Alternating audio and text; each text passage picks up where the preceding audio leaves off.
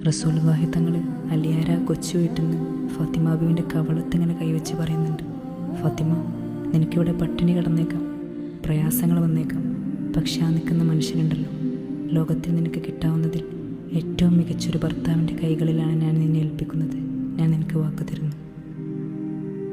അഴകിൽ വിരിഞ്ഞൊരു പെൺകൊടി, അതിമികവ് കവിഞ്ഞൊരു ചെഞ്ചൊടി, അഹദിൻറിള പോൽ പുഞ്ചിരി, അതിലദബ് നിറയും മഞ്ചരി, ആറ്റൽ നബി തൻ പൂമകൾ, ആരും വാഴ്ത്തിടും തേന്മലർ, ആറ്റൽ നബി തൻ പൂമകൾ, ആരും വാഴ്ത്തിടും തേന്മലർ, ഓതിടാം റളിയല്ലാഹ് ഇത് ഫാത്തിമ ബീമുല്ല.